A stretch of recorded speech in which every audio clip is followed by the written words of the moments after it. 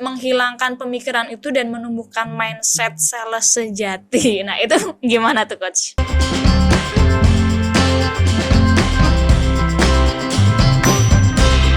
Halo teman-teman semuanya, balik lagi sama aku Vika di Curhat Sales. Nah, di Curhat Sales kali ini kita akan membahas nih tentang topik yang lagi hangat-hangatnya, apalagi ini tentang Gen Z. Nah, penasaran kan? Yuk kita langsung aja tanya ke Coach Andre.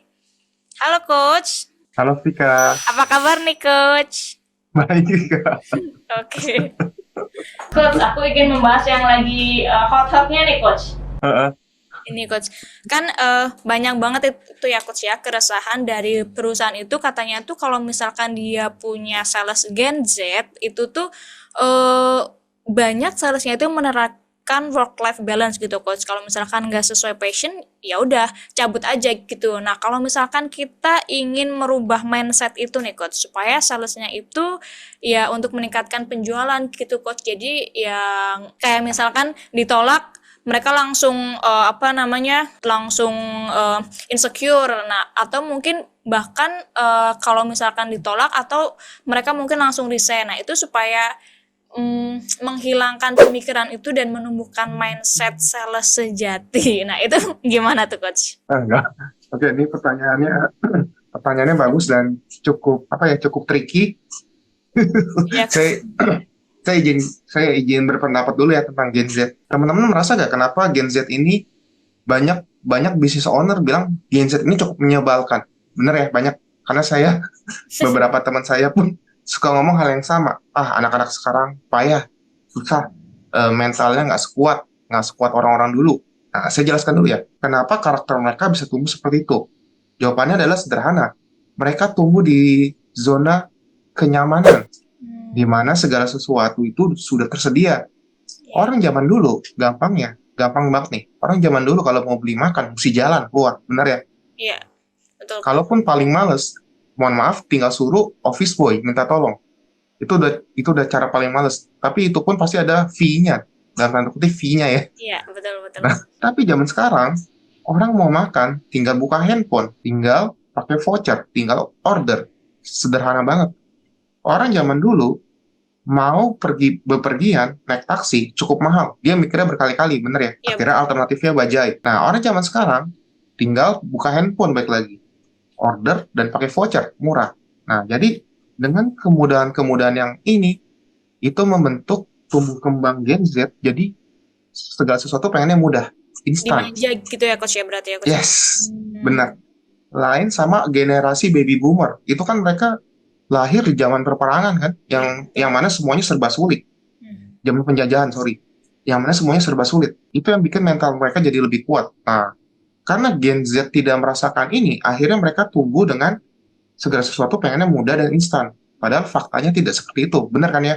Betul Coach. Gimana dong, pertanyaan Vika, gimana dong cara handle-nya kan? Handle-nya supaya mereka nggak semanja itu. Iya. Nah, untuk membuat mereka tidak semanja itu udah pasti sulit. Kenapa? Itu mereka kan tumbuh dari kecil. Iya, betul. Benar ya? Kalaupun ada orang yang bisa seperti itu, seandainya nih ada yang ngeklaim, saya bisa mengubah Gen Z jadi pekerja keras. Logika dasar. Ada banyak perusahaan di Indonesia, dia nggak butuh promosi. Dia langsung masuk dari perusahaan ke perusahaan, jualannya gampang. Iya. Asal terbukti ya. Nah, baik lagi itu nggak pernah bisa. Jadi apa dong yang bisa kita lakukan? Pasrah? Tidak. Nah, uniknya Gen Z, pasrah selesai gitu. Iya bener, habis nanti. Jadi, jadi apa yang sebaiknya lakukan kan? Gampang. Balik lagi di sesi sebelumnya, betapa powerfulnya teknik pertanyaan atau kalau dalam bahasa apa ya namanya? Bahasa korporat ya namanya coaching. Iya betul. Jadi Gen Z di handle-nya wajib pakai sistem coaching. Kenapa? Gen Z akan semakin menyebalkan, akan semakin berontak kalau dia nggak pernah ditanyain pendapat. Iya betul sih Coach. Vika Gen Z ya? Iya Coach, betul. Vika kebayang nggak nih? Ini kesaksian Gen Z ya? Iya. Vika coba deh bayangin, punya bos, cuma bisa nyuruh-nyuruh doang, nanya hasil, tapi nggak pernah ditanyain pendapat Vika. Bayangin nih. Sebel Coach, banget.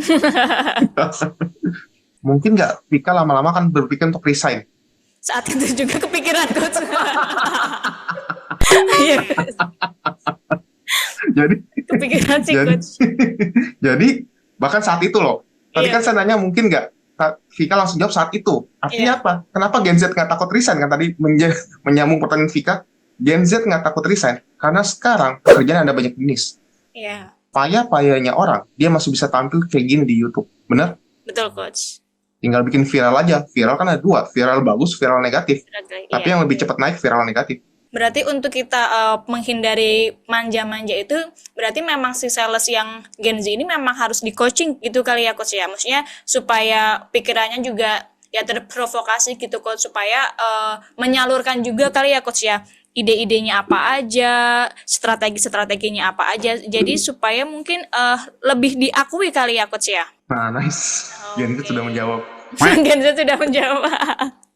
Oke Coach, nah selanjutnya aku ingin tanya nih Coach, kalau misalkan tadi Gen Z itu masalahnya itu karena terlalu dimanja dan juga mungkin sering ganti-ganti pekerjaan. Nah, aku mau tanya nih Coach, kalau misalkan masalah yang sering dihadapin sales itu khususnya untuk Gen Z itu biasanya apa aja sih Coach? Masalah-masalah sales yang terjadi Coach? Gampang.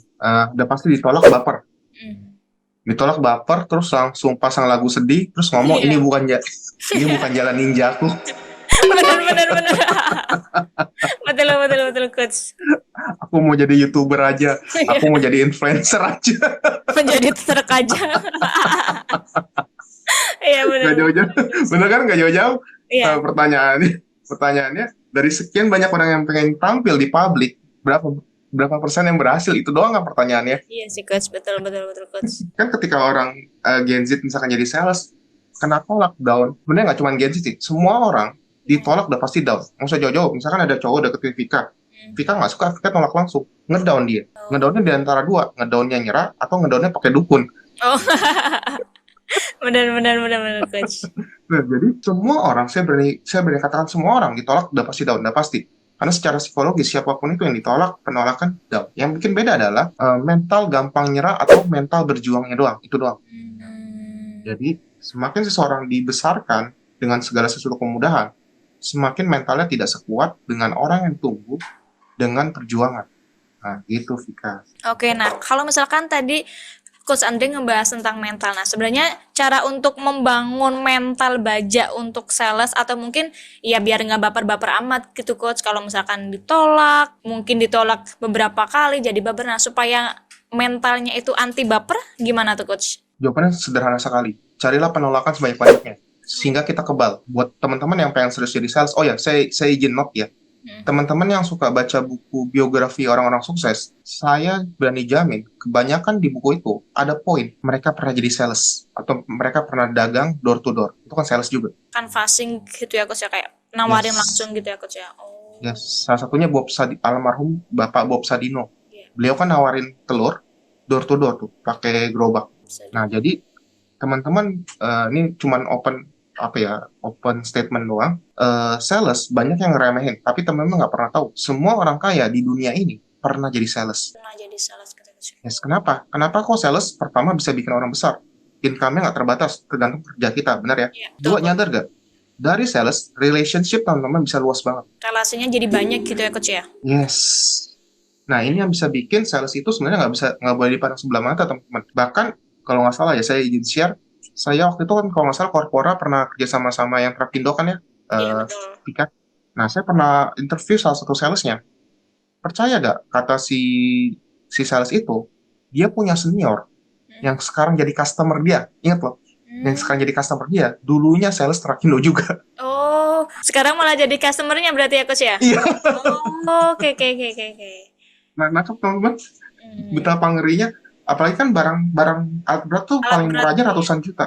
Iya, betul. Dulu sales, sekarang jadi owner bisnis penambangan. Nambah. Wow. Betul. Percaya nggak percaya teman-teman? Gitu teman-teman. Berarti mungkin supaya kebal buat penolakan malah cari penolakan sebanyak-banyaknya berarti ya Coach ya? Yes. Oke Coach, Ya. kalau misalkan tadi kan supaya supaya kebal penolakan ya kita harus menerima penolakan sebanyak-banyaknya itu Coach. Nah, selain penolakan itu kan biasanya sales itu kan menerima keberatan dari sales, penolakan juga, respon otomatis juga. Kayak misalkan enggak dulu deh Mbak, enggak lah nanti dulu aku sibuk. Nah, kalau misalkan seperti itu cara kita untuk menghandle keberatan itu Gimana sih coach? Handle keberatan, salah satu caranya adalah mengiyakan dulu apapun keberatannya. Habis diiyakan, didengarkan alasannya. Nah, habis itu divalidasi. Jangan-jangan itu cuma alasan. Nah, pertanyaannya cara validasinya gimana? Cara validasinya gampang, teman-teman. Pakai pertanyaan seandainya. Seandainya, misalkan keberatan dia harganya mahal. Misalkan ya, Pak, seandainya barang ini harganya murah, apakah Bapak akan membeli? Kalau dia jawab, enggak juga sih. Nah, berarti harga mahal bukan alasan utamanya. Gitu, Vika. Oke. Jadi, lakukan itu. Berarti kata seandainya itu sepowerful itu berarti ya coach ya? Iya, iya. Gampang kayak gini, misalkan nih ada cowok deketin Vika, balik lagi contohnya sama nih. Ya. Kamu mau gak sama aku? Vika jawab nggak mau. Alasannya apa? Karena kamu bukan tipe aku. Tipe kamu apa? Misalkan rajin sholat, apalagi ya, sering sering berderma dan sebagainya. Terus cowok itu nanya, seandainya saya berubah seperti itu, kamu mau gak sama aku? Enggak juga sih. Nah, berarti Iya, itu iya. alasannya nih buat buah. Oh iya paham coach. Oke, makasih banget nih buat coach Andre nih ya coach ya, udah sharing gitu coach sambil ketawa-ketawa. Wah happy banget nih aku dapat ilmu dari coach Andre. Thank you coach Andre. Halo teman-teman semuanya. Nah, aku mau bagi-bagi ebook gratis nih. Ebooknya 3 teknik atasi keberatan. Caranya gimana? Caranya gampang banget. Kalian tinggal klik link di description box di bawah ini. Atau kalian juga bisa kunjung di kolom komentar pertama. Tinggal isi nama, nomor, dan juga email. Dan nanti kami akan kirimkan ebooknya melalui email ya. Oke, akhir kata dengan saya Vika dan Saya Coach Andre. salam performance. Bye-bye. Bye.